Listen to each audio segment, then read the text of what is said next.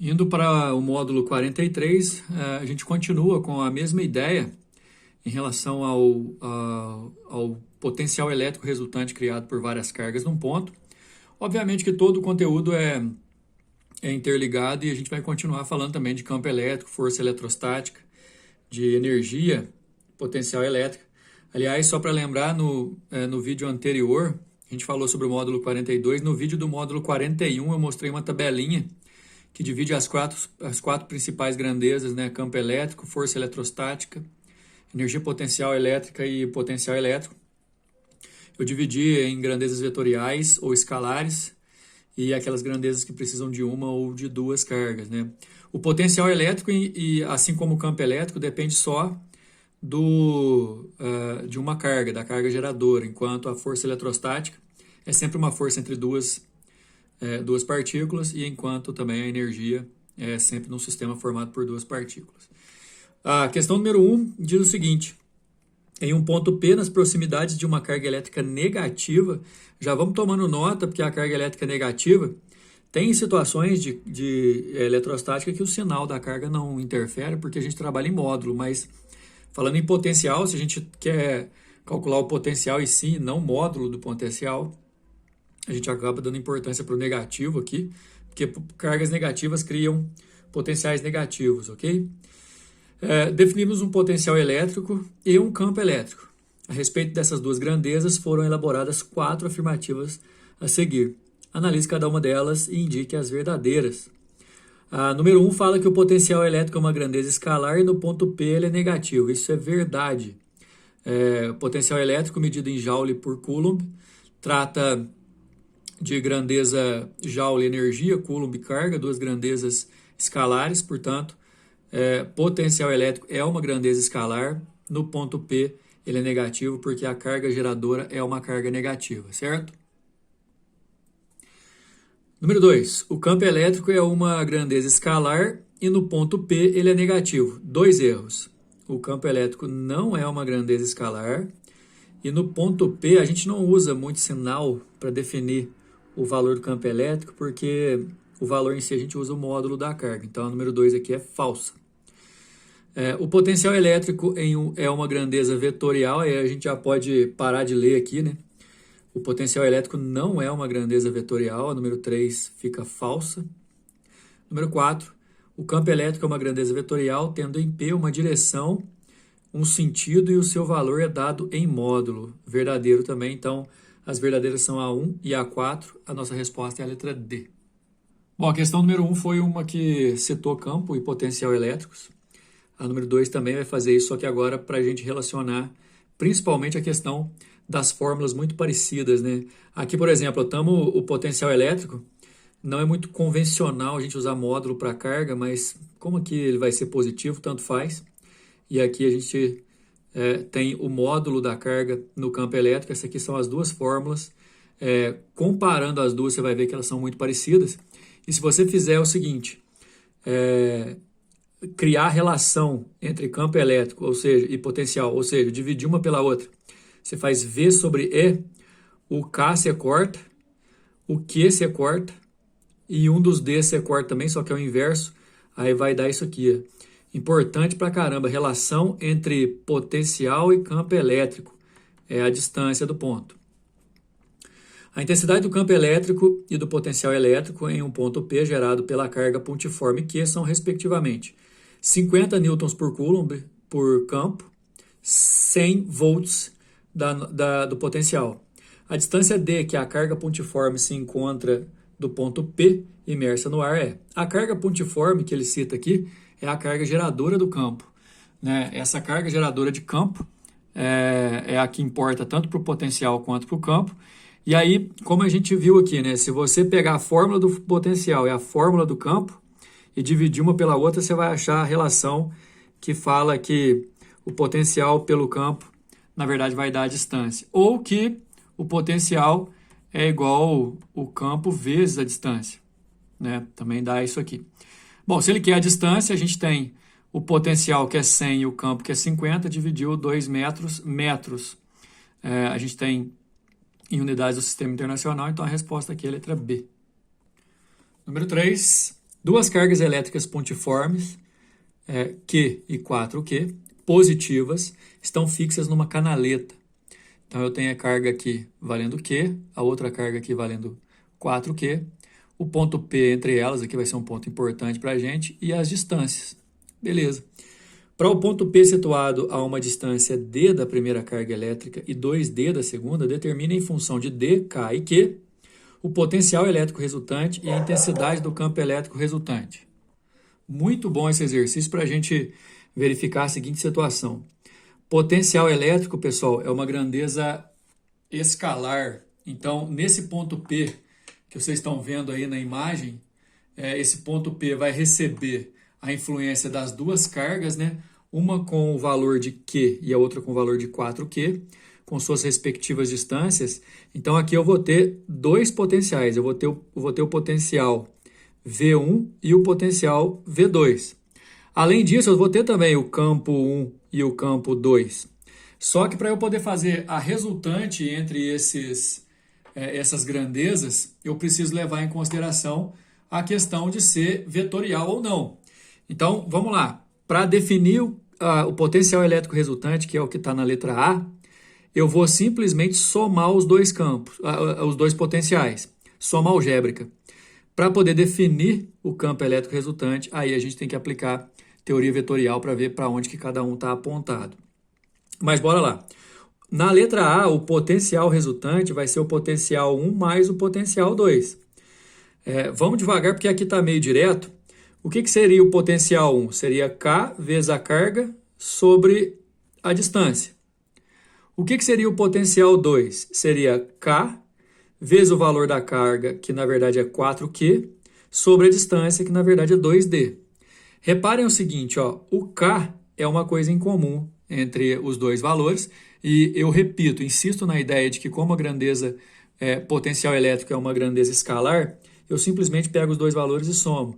O K sendo comum entre esses dois valores, eu coloco ele em evidência. Aí eu venho para cá, para onde o exercício foi direto. Colocando K em evidência, fica K que multiplica Q sobre D, esse aqui, mais 4Q sobre 2D, que é esse aqui. Depois, o que eu vou fazer? Eu vou fazer o mínimo múltiplo comum aqui dentro do parênteses, o mínimo é 2D. Se eu dividir pelo de baixo e multiplicar pelo de cima, fica 2Q mais 4Q, que dá 6Q. E se eu simplificar o 6 pelo 2, que vai dar aqui embaixo, vai dar 3KQ sobre D. Esse é o potencial resultante aqui no ponto P. Já a letra B, para a gente calcular a intensidade do campo elétrico resultante, primeira coisa, campo elétrico, como eu disse, grandeza vetorial. Então, eu tenho que lembrar que o campo 1 vai estar apontado aqui para a direita, no ponto P em relação à carga 1, porque sendo a carga 1 positiva, como o próprio enunciado disse, cargas positivas criam um campo apontando para fora delas.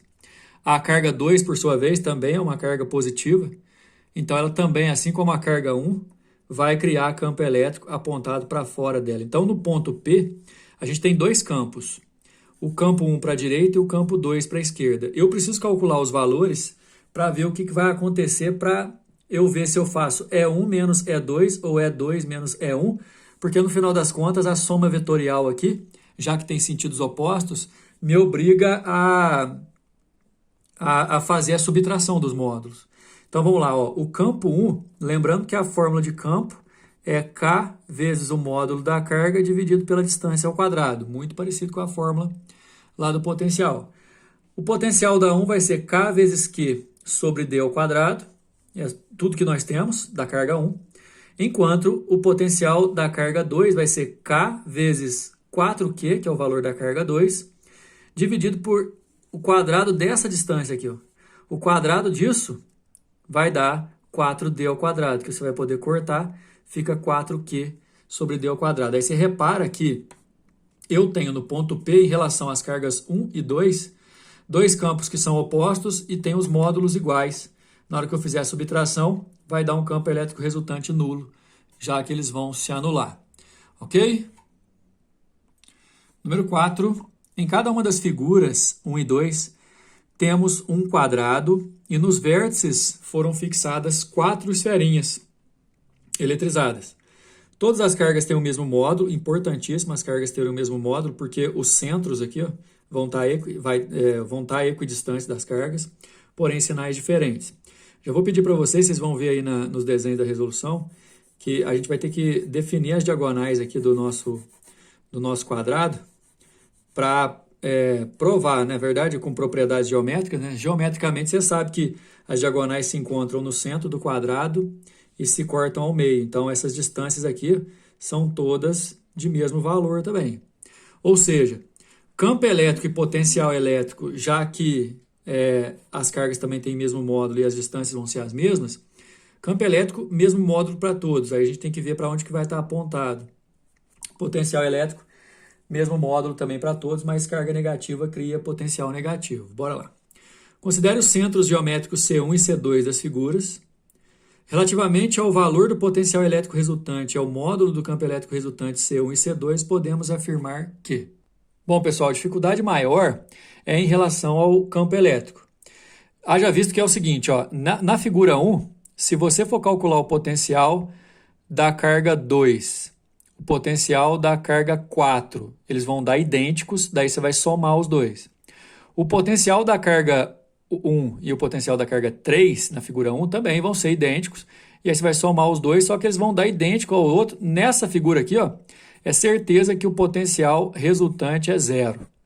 Na figura de baixo, independente da configuração, o potencial resultante também é zero. O detalhe é que a distribuição das cargas em relação aos sinais, no final das contas, interfere diretamente no campo elétrico, porque potencial elétrico não depende de direção e sentido. Então, o potencial elétrico está resolvido. Agora, no ponto C1 da figura 1, você tem carga 1 criando campo para ela, porque ele é negativa, apontado para ela. Carga 3 também criando campo para ela, porque ela é negativa. E a carga 2 apontando para fora dela, enquanto a carga 4 apontado para fora dela também. Ou seja, você vai somar o campo 1 com o campo 2, porque eles são mesma direção e sentido. Você vai somar o campo 2 com o campo 3 também. E acaba que o campo resultante vai dar um vetor para a esquerda, assim, ó, não vai anular. Agora, olha a figura 2. O campo criado pela 1 apontado para ela, pela 4, que é negativa, apontado para ela, e já por conta da geometria, por conta dos valores de carga, que são idênticos, esses dois vetores se anulam, bem como o E2 e o E3 também, porque a carga 3 cria campo apontado para fora dela, e a E2 também. Ou seja, na configuração da figura 2, o campo elétrico resultante também é zero.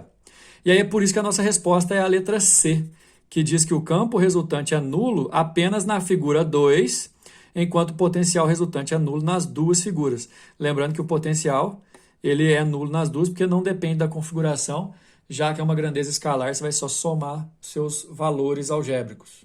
Letra C. Número 5. 6 pequenas esferas eletrizadas com cargas de mesmo módulo estão dispostas nos vértices de um hexágono de lado igual a D, conforme representado na figura. Eu só acho que ele poderia ter falado que o hexágono é regular, né? Tudo bem. Se ele falou que o lado é D, então vamos encarar que todos esses lados aqui valem D. E outra coisa, antes de eu continuar a leitura aqui, vamos lembrar de uma condição. Em problemas de física que você define características geométricas, essas características geométricas chamam condições de contorno. E aqui tem uma característica importantíssima. Você tem aqui 3 diagonais do nosso hexágono, as 3 diagonais que passam pelo centro. Essas 3 diagonais passando pelo centro dividem o hexágono em 6 triângulos equiláteros. Ou seja, aqui também a distância, aqui, aqui, aqui, aqui e aqui. Quer dizer, você tem 6 triângulos equiláteros. Se ele falou que o lado aqui mede D, então a distância da carga 1 até o centro, carga 2, carga 3, carga 4, carga 5 e carga 6, tudo D. Provavelmente a gente vai continuar a leitura, vai perguntar em relação a esse ponto, por isso que eu me preocupei em definir pela propriedade do hexágono regular, que é dividido em 6 triângulos equiláteros. Continuando. Em 1, 2 e 5, as cargas são positivas e valem mais que. Nos vértices 3, 4 e 6 são negativas e valem menos que. Deixa eu falar uma outra coisa. Repara que existe, não na distribuição, e sim na quantidade, um empate entre cargas positivas e cargas negativas, e que por conta de valer Q mais Q, o módulo é o mesmo. Outra coisa, no ponto C, todas as cargas são equidistantes ao ponto C. Então é certeza, pessoal, isso é uma propriedade. Se existe essa história de ser equidistante a um determinado ponto e existe também um empate entre os números de carga positiva e negativa, é certeza que o potencial resultante é zero. Certeza nesse problema. Vamos fazer o seguinte, você vai ter 3 potenciais idênticos positivos, 3 potenciais idênticos negativos. Idênticos por quê? Porque as cargas têm o mesmo valor e a distância é a mesma. Além disso, 3 a 3, você vai ter positivos e negativos se anulando. Então é certeza que o potencial resultante é zero. Como aqui vai perguntar realmente do ponto C, olha só. Considere VC o valor do potencial elétrico e SC do campo elétrico no ponto C. Podemos afirmar que é certeza que a nossa resposta ou vai ser já só de descobrir o potencial, ó, ou vai ser a A ou vai ser a E. Porque a gente depende também agora de definir a questão do campo elétrico. Para definir campo elétrico resultante, a gente tem que lembrar que cargas positivas criam campo apontado para fora dela, cargas negativas criam campo apontados para ela mesma. Outra coisa, por conta de ser vetorial, aí sim o campo elétrico resultante, diferente do potencial, o campo elétrico resultante vai depender da configuração da distribuição. Não basta você ter 3 positivas e 3 negativas para anular, certo? Que aí vai ser o seguinte, outra coisa também, já que o campo depende proporcionalmente do módulo da carga e inversamente proporcional ao quadrado da distância, os módulos são iguais e as distâncias também, em valores, o campo criado por 1, por 2, por 3, por 4, por 5, campo por 6, todos têm o mesmo valor. Porém, olha só, campo 1 cria campo apontado fora dela, porque ela é positivo. O campo 2 também. O campo 3 é apontado para ela mesma, porque ele é negativo. O campo 4 também. O 5 é para fora dela, porque ele é positivo. E o 6 é apontado para ela. E aí, como eles vão ter todos os mesmos valores, os que são opostos vão se anular. Por exemplo, ó, o E2 anula o E5, o E3 anula o E6, mas o E1 e o E4 estão na mesma orientação. Então, necessariamente, o campo resultante vai ser E1 mais E4, então ele vai ser diferente de zero, por isso que a nossa resposta é a letra A. Beleza? A gente termina esse módulo aqui. Próxima aula a gente vai falar de uma outra grandeza que a gente já conhece para mecânica, né, que é o trabalho. A gente falou disso lá no primeiro ano.